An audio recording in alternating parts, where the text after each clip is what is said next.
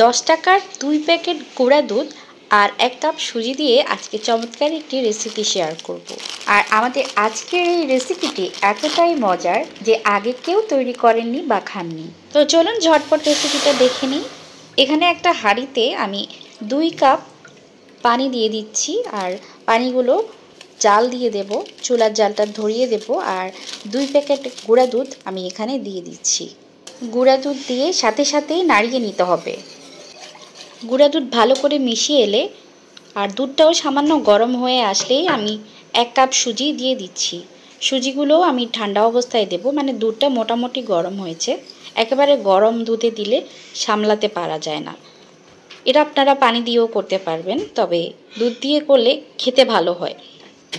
মিনিটও হবে না, এটা শুকিয়ে যাবে। আর এই মুহূর্তে আমি এখানে মার্জারিন দিয়ে দিচ্ছি, 1 টেবিল চামচ দিয়েছি। এখানে ঘিটা দেবেন অবশ্যই। আমার হাতের কাছে ঘিটা ছিল না, তাই আমি মার্জারিন ব্যবহার করেছি। সুজির ডোটা আমার রেডি হয়ে গেছে, এটা আমি এখন ঠান্ডা করে নেব। সেই একই প্যানে আমি এখন একটা এলাচ দিয়ে দিয়েছি আর চিনি দিচ্ছি 1 কাপ আর পানি দিচ্ছি 1.5 কাপ।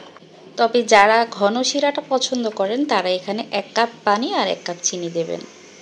চিনিটা এখন ভালো করে পানির মধ্যে মিশিয়ে একটা বলক উঠিয়ে নেব আর 5 মিনিট এটা জাল করব। 5 মিনিট জাল করে আমি চুলার জাল বন্ধ করে এটা রেখে দেব। চিনির শিরাটা আমাদের রেডি হয়ে গেছে, এটা আমি একপাশে রেখে এখন ডোয়ের কাছে চলে এসেছি। ডোটা এখন খুব ভালো করে মথে নিতে হবে। 2-3 মিনিট খুব ভালো করে এটা মথে নিচ্ছি। এ পর্যায়ে ডোটা যত ভালো মথা হবে আমাদের রেসিপিটাও তত বেশি ভালো হবে। এই ডোটা থেকে আমি এখন অল্প অল্প করে লেচি নিয়ে নেব। আর আপনারা চাইলে একসাথেই সবগুলো এভাবে করে নিতে পারেন মুঠি। আমি একটা একটা করে নিচ্ছি, তবে আপনারা চেষ্টা করবেন এগুলো সবগুলো একসাথে এরকম বিভিন্ন ভাগে ভাগ করে নিতে, এতে করে সবগুলো সমান সাইজের হবে। তো আমি একটা গোল শেপের করে নিয়েছি আর এখন কিভাবে করছি একটু খেয়াল করুন। এই শেপগুলোর গায়ে যাতে কোনোভাবে ফাটা না থাকে, ক্র্যাক থাকলে পিঠা ভালো হবে না। প্রয়োজনে একটু দুধ দিয়ে মাখিয়ে নেবেন, এতে করে আর ফাটা হবে না গায়ে, যদি বেশি ড্রাই মনে হয়। তো গোল শেপটার আমি পাশ দিয়ে একটু একটু করে এরকম করে চিপে দিচ্ছি হাতের সাহায্যে। আর এভাবে করে চিপে আমি কয়েকটা কোণা বের করে নিচ্ছি, অনেকটা স্টারের শেপ হবে।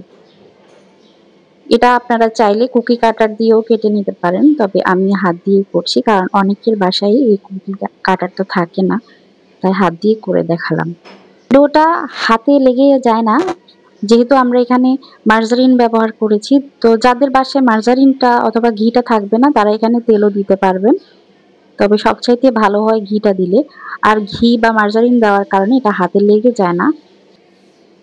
আপনারা যেভাবে শেপ করবেন এটা সেরকমই শেপ হবে।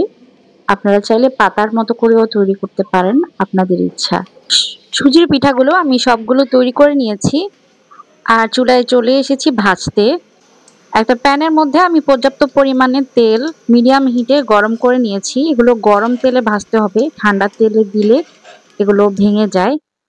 তাই তেলটা খুব ভালো করে গরম করে নিয়ে তারপর ভেজে নেবেন মিডিয়াম হিটে। বেশি হাই হিটে ভাজলে আবার তাড়াতাড়ি কালার চলে আসবে, ভেতরটা ভালো হবে না। আর বেশি লো হিটে ভাজলে পিঠাগুলো ভেঙে যেতে পারে, তাই মিডিয়াম হিটে ভাজাটাই বেস্ট।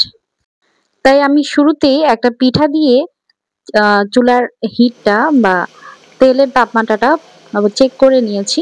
যখন সুন্দর বাষ্প মানে চারপাশে এরকম বুদবুদ ওঠা শুরু হয়েছে পিঠার চারপাশে, তখন আমি পিঠাগুলো দিয়েছি। কারণ অনেকেই দেখা যায় যে এরকম পিঠাগুলো ভাজার সময়, বিশেষ করে সুজির পিঠা বা মিষ্টি ভাজার সময় দেখা যায় যে ভেঙে যায়, তেলের মধ্যে সব খুলে যায়। এটাই একমাত্র কারণ যে তেলের তাপমাত্রাটা ঠিক থাকে না। তাই মিডিয়াম হিটে ভাজাটাই একদম সেফ আমি মনে করি।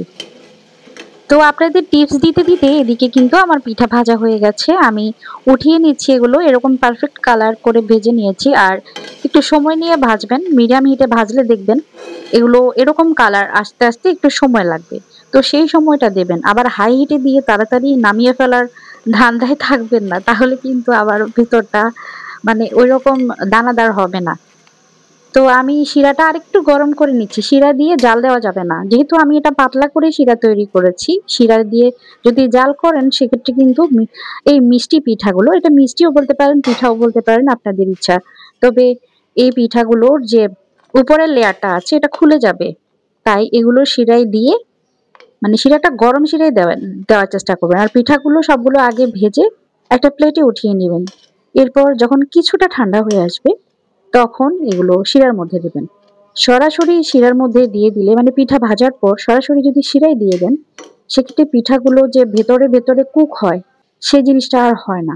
মানে দুপ করে এগুলো বসে যেতে পারে। তাই সবকিছুই মাথায় রাখতে হয়। শিরায় দেওয়ার পর আমি প্রায় ১ ঘন্টা পর্যন্ত এটা ঢেকে রেখেছিলাম। আর দেখেন ১ ঘন্টার মধ্যেই কিন্তু এগুলো একদম শিরা সোক করে নিয়েছে। আর পিঠাগুলো একদম ফুলে টইটম্বুর হয়ে গেছে রসে। পিঠাগুলো আমি এখন প্লেটে উঠিয়ে নিচ্ছি আর উঠিয়ে আপনাদের সাথে কেটে শেয়ার করব যে পিঠাগুলো কিরকম হয়েছে। ভিডিও ঠিক এই অবধি এসেছেন তার মানে আপনার কাছে ভিডিওটা ভালো লেগেছে। একটা লাইক দিয়ে দিতে পারেন। এতে করে আমারও উপকার হবে এবং অন্যদেরও উপকার হবে। রেসিপিটা শিখতে পারবে। একটা পারফেক্ট রেসিপি বাসায় তৈরি করতে পারবে এবং পরিবারের সদস্যদের সাথে এনজয় করতে পারবে। আর আমাদের রেসিপিগুলো যদি বাসায় ট্রাই করেন তাহলে একটা রিভিউ দিয়ে যাবেন, এতে করে অনেকের উপকার হবে রেসিপিটা তৈরি করতে। কারণ আমাদের মতো ছোট চ্যানেলের যে রেসিপিগুলো হয় এগুলো সবাই ট্রাই করে না ভয়ে যে এগুলো পারফেক্ট হবে কিনা। তো দেখেন কিরকম পারফেক্ট হয়েছে, ট্রাই করবেন কিনা আপনারাই জানেন। একদম দানাদার হয়েছে ভেতরে আর কিরকম রসে টইটুম্বুর।